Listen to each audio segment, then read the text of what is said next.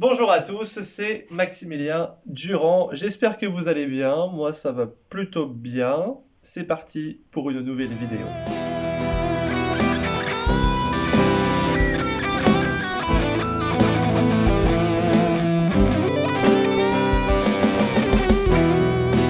Alors, comment lutter contre les hallucinations auditives? Voilà, c'est un petit peu le sujet de cette vidéo. Donc, il y a quelques idées. Alors, je demande à ce qu'on commence maintenant. Alors, quant aux hallucinations auditives, alors ça c'est quelque chose que j'ai pu faire, ou partir se balader, courir, faire du sport. En général, moi ça m'arrive d'aller courir, comme ça me permet des fois de discuter avec la voix et ça de me remettre un peu les idées en place, ou bien vraiment de me vider la tête et je cherche à me dépasser en fin de compte physiquement, à courir plus vite ou plus longtemps, voilà. Des fois ça m'aide. Après, bien évidemment, faut pas se mettre en danger parce que quand on a des hallucinations, peut-être pour certains, ils entendent plusieurs voix qui sont pas cool, hein. Donc c'est peut-être un danger dans certaines situations. En tout cas, moi perso, je suis à la campagne, donc ça, il n'y a pas trop de circulation. Donc, puis maintenant, je connais assez bien ma maladie. Au niveau hallucination auditive, j'entends toujours la même voix de manière intrapsychique.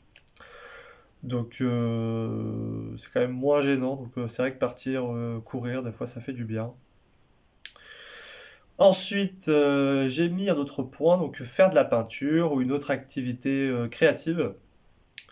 Voilà, ça peut être développer une passion, ça c'est assez important. Voilà, faire de la lecture, cuisiner, jouer aux jeux vidéo, regarder un film, une vidéo YouTube, écouter de la musique. Alors c'est vrai que des fois, regarder un film, c'est pas toujours évident. Après, peut-être que ça peut aider dans certains cas, à se focaliser sur autre chose. Après, c'est pas forcément évident parce qu'on n'est pas toujours très concentré dans le film, donc voilà. Lecture, vu qu'on est assez parasité par une voix ou plusieurs voix, c'est un peu compliqué de suivre, mais ça peut peut-être vous aider quand même. Voilà, moi perso, pendant quelques années, je faisais de l'écriture, donc c'est vrai que ça m'a pas mal aidé à extérioriser un petit peu tout ça. Faire de la peinture aussi, ça me permet de me concentrer sur autre chose. Et sinon, les jeux vidéo, ça marchait plutôt pas mal. Enfin, quand le jeu était intéressant, quoi. Où vraiment il fallait se concentrer, voilà.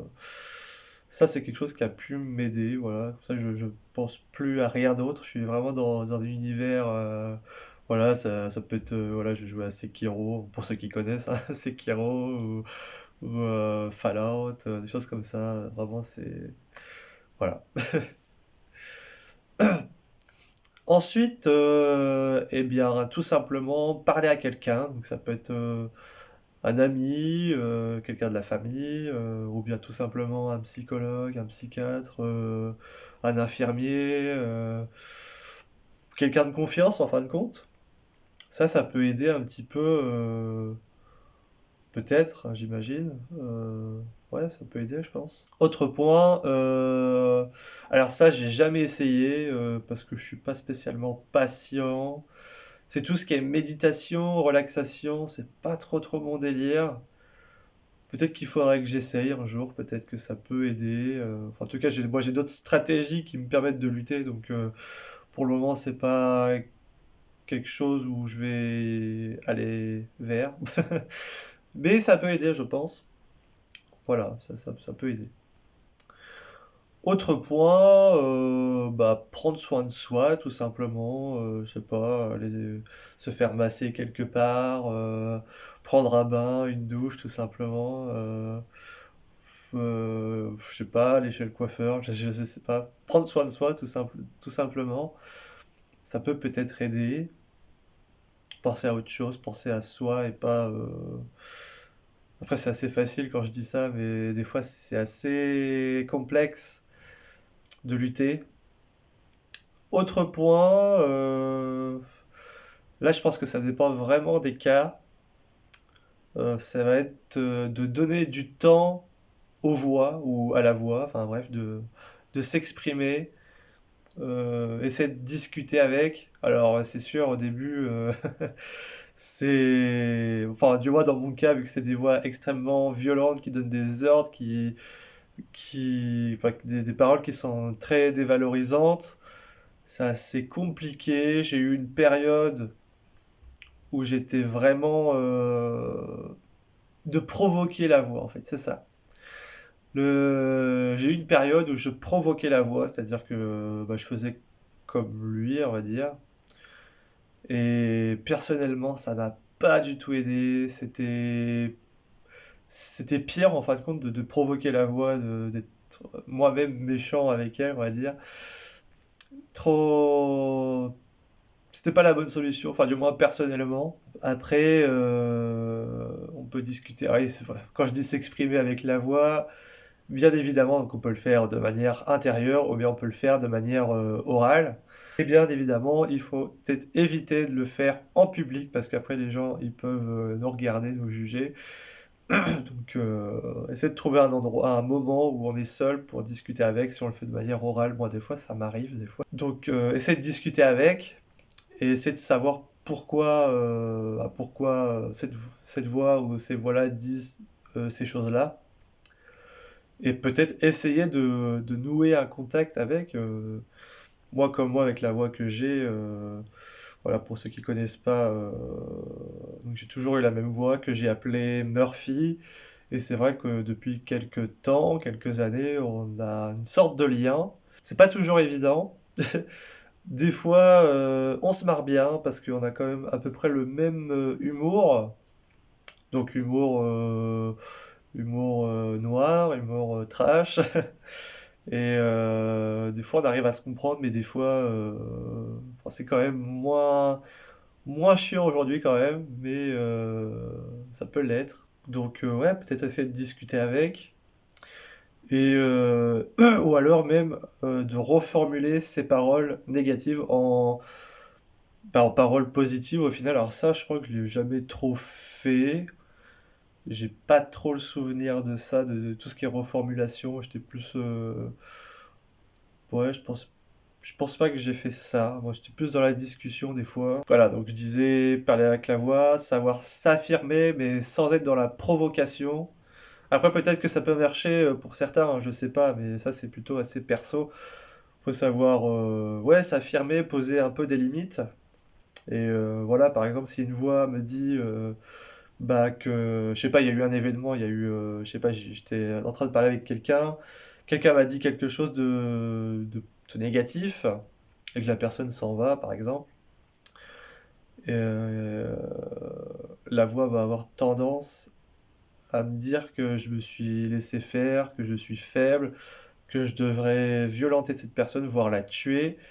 Et donc ça génère pas mal de stress. La voix est beaucoup plus présente, plus pesante. Et, euh, et du coup, je sais qu'il faut agir. Il faut agir assez vite. Et bien sûr, faut pas violenter la personne, faut pas la tuer, etc. Mais aller voir cette personne et lui dire de manière affirmée que on n'a pas aimé ce qu'elle nous a dit. Euh, voilà, être affirmé en fin de compte, expliquer pourquoi on n'a pas aimé et sans être violent bien évidemment.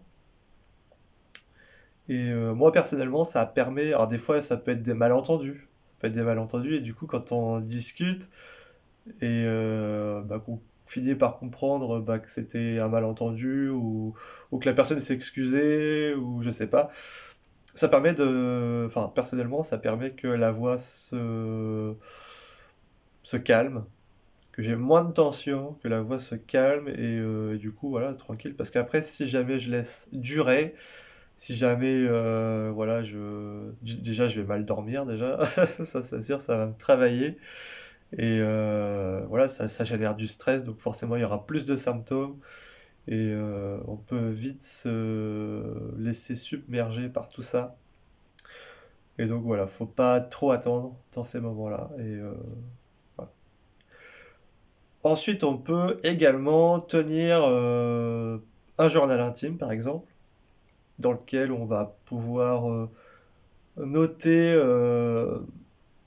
des moments où apparaît la voix, en fin de compte. Dans quel contexte, dans quel lieu, à quel moment de la journée. Essaie de mettre un maximum d'informations. Alors ça, moi, je l'ai peut-être pas trop fait. C'est vrai que j'ai pas mal parlé de ma maladie dans certains écrits que j'ai pu avoir sur mon ordinateur de façon cryptée. Enfin, je sais plus. Enfin, il y avait un code. Il fallait rentrer un code pour rentrer dans le fichier pour voir tout ce que j'avais écrit. Et c'est vrai qu'aujourd'hui, je me rappelle même plus des deux trois mots de passe que j'avais, parce que j'avais deux trois fichiers. Parce que à force d'oublier les mots de passe, du coup, j'en refaisais un autre. Et je pense qu'il y a pas mal d'informations intéressantes. Donc peut-être qu'un jour je vais retrouver les mots de passe, peut-être, je sais pas. Et voilà, ça permet de se questionner en fin de compte sur sa maladie et de voir vraiment à quel moment il y a peut-être plus d'hallucinations et essayer de trouver justement des stratégies pour lutter tout simplement. Donc voilà, tenir un journal intime, entre guillemets, où on va écrire un petit peu toutes les fois on a pu avoir des hallucinations, hein, donc que ce soit auditives ou autres d'ailleurs. Après, quand on les relit, ça peut peut-être trouver des moments clés. Je sais pas, ça peut être, tiens, là, à ce moment-là, il y avait trop de monde à la maison, par exemple. Bon, ça m'est déjà arrivé. Quand il y a trop de monde, que ce soit des gens que je connaisse ou pas, hein. Je me sens pas forcément en sécurité, il y a un petit peu de stress, il y a un petit peu d'alus, un peu de persécution aussi des fois. Du coup, j'ai tendance à fuir et c'est vrai que ça peut être dur en fait des fois. Bon, attends, j'ai fait quand même des efforts, des fois j'arrive à manger avec d'autres personnes à table. C'est pas toujours évident. Ensuite, il y avait la technique. Alors ça, c'est une technique que j'ai connue, enfin que j'ai essayé d'expérimenter, mais qui ne fonctionnait pas sur moi, mais qui pouvait fonctionner sur d'autres personnes. C'était la technique du stop. Et ça, si je me souviens bien, parce que c'est une personne que j'ai rencontrée dans un groupe qui était premier épisode psychotique. Et cette personne-là, quand elle avait des hallucinations, alors je crois que c'était que les hallucinations auditives, je crois, j'ai un doute. Et en fait, il se disait mentalement stop et s'arrêter ses hallucinations ou ses voix. Enfin, je crois que c'était ses voix. Enfin, bref. Et moi, ça m'a toujours fasciné ce truc-là parce que je me dis, mais comment c'est possible? Comment c'est possible de. C'est hyper simple, mais pour moi, ça marche pas. Et pour d'autres, ça fonctionne. Donc ça, c'est cool. Donc si ça fonctionne pour vous, tant mieux. Alors, on arrive à la fin de cette vidéo. Donc j'espère que ça vous a plu. J'espère que vous avez peut-être appris appris de nouvelles techniques. Voilà, il y en a qui fonctionnent, d'autres moins. Ça dépend de chacun en fin de compte.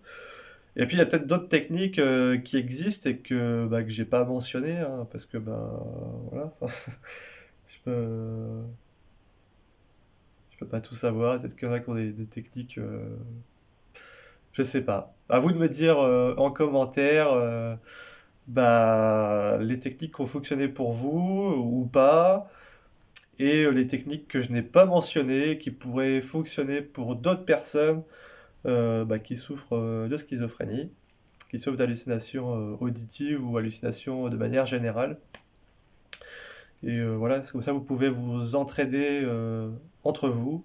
Et puis peut-être que moi aussi, je vais peut-être apprendre des techniques, tiens, j'ai pas pensé à ça.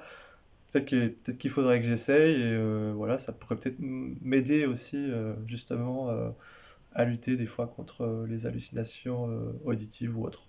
Donc je vous remercie beaucoup déjà de votre soutien et je vous remercie beaucoup d'avoir regardé cette vidéo. J'espère que ça vous a plu et on se retrouve pour une prochaine vidéo. À bientôt. Hey, c'est Kuja. J'espère que cette vidéo t'a plu. Si c'est le cas, tu peux laisser un pouce bleu. Et si ce n'est pas déjà fait, tu peux t'abonner. N'hésite pas également à partager cette vidéo pour nous soutenir. Je vous souhaite une agréable journée et à bientôt.